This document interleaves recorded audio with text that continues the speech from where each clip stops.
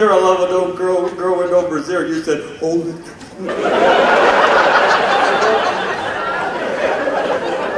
You know something? You give me a pain in the neck.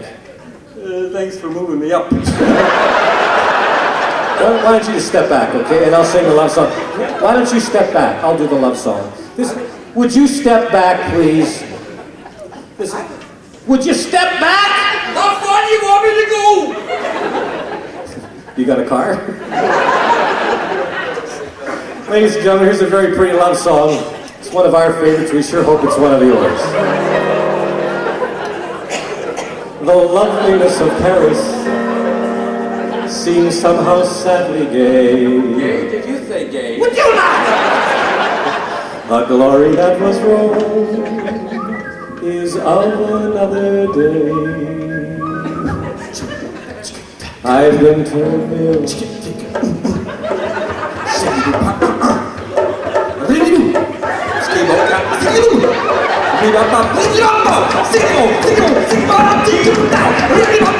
you knock it off? This is a nice love song. Let's start it again, Ron. This is a pretty song. The loveliness of Paris seems somehow sadly gay. The glory that was Rome is of another day. I've been terribly alone. It's your breath. And forgotten in Manhattan. I forget you recorded to the prayers.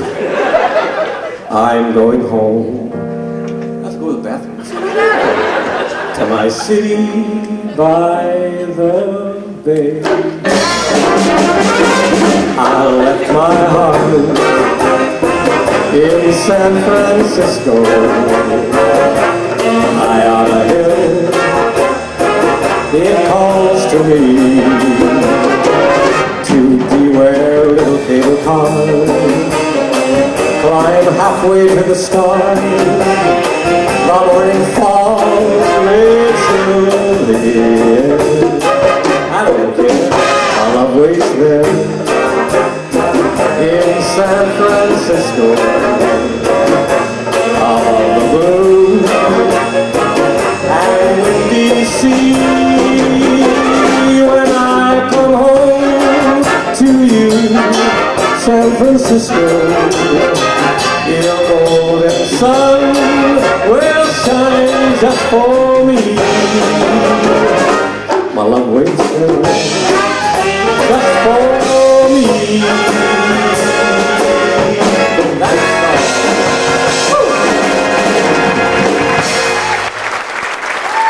Thank you. Thank you very much. As you can probably tell by now, I have a young brother who's a little bit nuts. A lot of people ask us if we really are brothers. The answer to that question is true. But I think the thing that my younger brother likes most in life is watching Western movies on television. Last night we caught him sitting in front of the television set with both his 6-gun strapped on. No clothes, just the 6-guns. I think he was watching Rawhide. Anyway, we got a little song that tells you something about him, and it goes like this. A 1, 2, 3, 4. Come on now. Got a letter just this morning. It was a postmark on me hot. He was typing in there and offering him this better job and higher wages, expensive living at the door. But his own TV here locally and can't please the star. Come on, play pistols in a hat. It's a kiddish show, and I'm the hero of the understand. I'm the #1 attraction every supermarket parking lot. I'm the king of Kansas City, no blank, only hot thing. Kansas City star, that's what I are. You lead lady, you ought to see my car drive with an old Cadillac with four wheels on rhinestones on the road. I got bread down at the grocery store, and my barber comes close. I'm the #1 attraction every supermarket parking lot. I'm the king of Kansas City, no thanks, only hot like the light.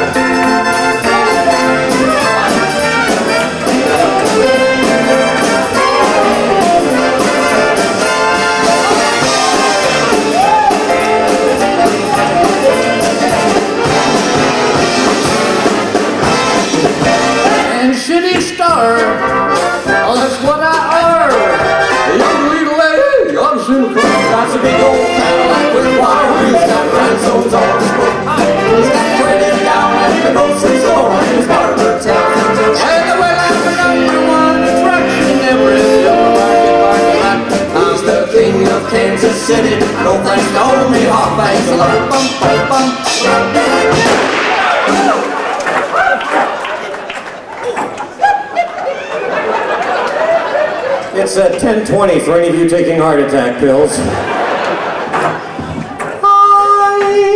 got spurs that jingle, jingle. I'd see my doctor about that. He'd tighten him up. You show me a milkman who wears high heels, and I'll show you a Dairy Queen. Hey, come on.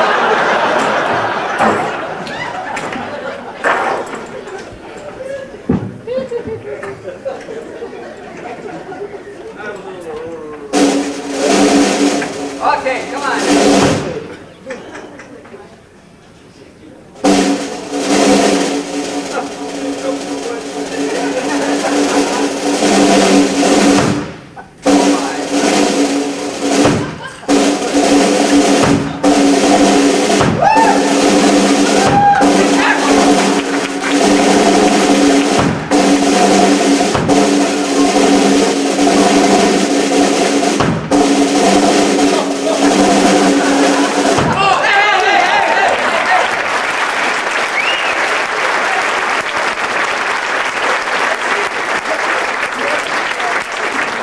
You thought I was going to be lousy, right?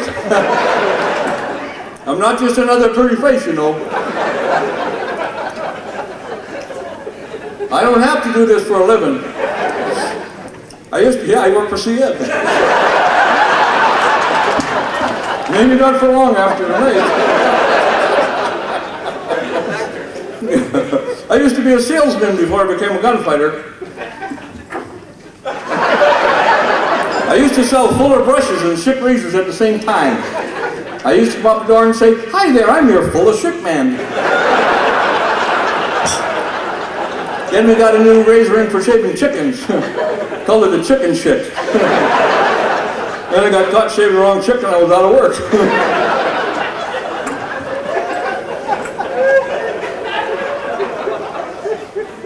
Hey Juan, don't you think he looks like Robin Hood? No, he looks like Benjamin Franklin. Right? You know Benjamin Franklin, right?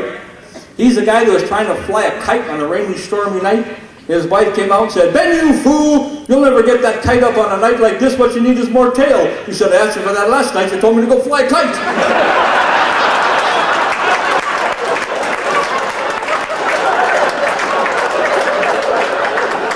And you know where she put the key?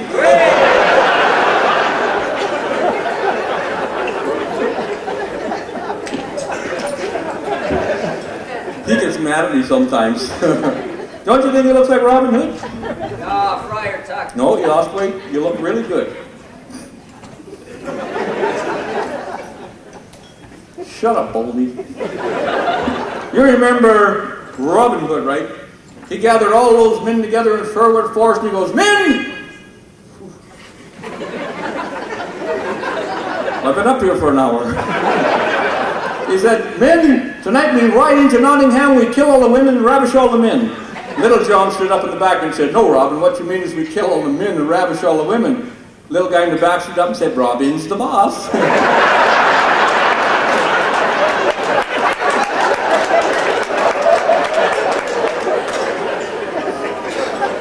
You know Captain Vic Holland there? Hey, Vic, your turn. Vic Holland went to Toronto. He is the pilot. He trains the pilots for 17 Wings. Is that correct, Vic? Yeah. Who asked you? Anyway, he went to Toronto to pick up Dr. Kahn, him and his co-pilot. They're flying back. They come in for a landing. Vic says to his co-pilot, "We're coming in a little hot." He says, "You better give me 25% flaps." Co-pilot cranks her down 25%. Vic says, "We're still coming in a little quick." He says, "You better give me 50% flaps." He cranks her down 50%. Vic says, "Holy cow, we're getting awful close to that ground. You better give me 75% flaps." Gives her 75 cents. Old Vic's sweating. He says, "You better throw everything down. We're not going to make it." They throw all the flaps on. They screech to a halt right on the end of the runway. They're both sweating to get out of the plane. Vic looks down the runway and says, "God, that's the shortest runway we've ever landed on." Co-pilot says, "Yeah, but look how wide it is."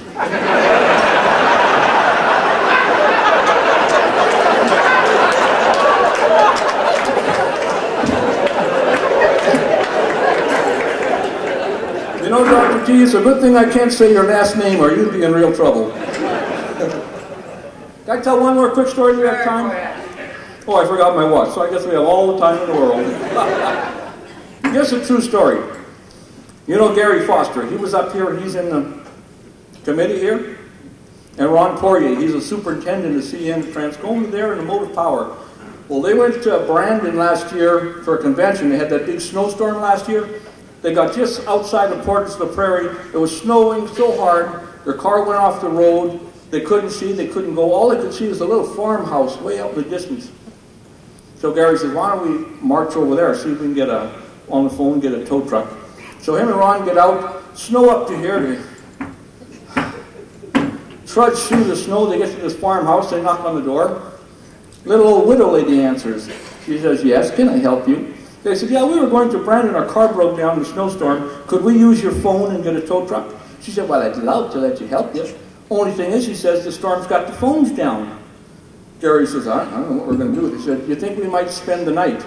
She says, well, I don't know. I'm a little widow lady, 90 years old. She says, I only have one bedroom. If you don't mind sleeping in the parlor, she says, I think it'd be all right. So they went in, they spent the night. Next morning they got up, the little old lady made them breakfast and everything. The phones were working, they got a tow truck on their way to Brandon. 9 months later, Gary calls up Ron. He says, hey, Ron! He says, you remember last year, he says, we were going to Brandon there for that convention? He said, yeah. He said, well, remember the car broke down? He said, we stayed at the widow's house? He says, yeah. He said, you son of a gun, did you get up in the middle of the night and go up to the widow's room? He said, yeah, I did. Why? He said, well, I just got a letter from the widow's lawyer and she died and left me the farm.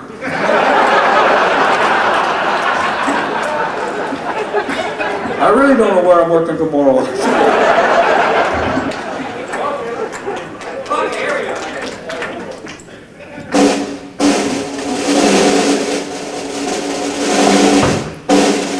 I told you to practice. You didn't want to practice. Okay, stereo.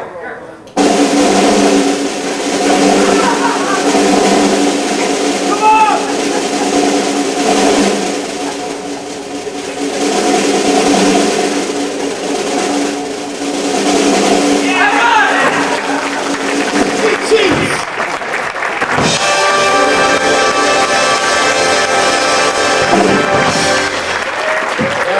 The fastest brother. He's crazy, he's crazy. We like to do a song now that we like doing for a couple of reasons. Number one, it was written and recorded by a Canadian. The other is one of our favorite songs. It goes like this. A 1, a 2, a 1, 2, 3, 4.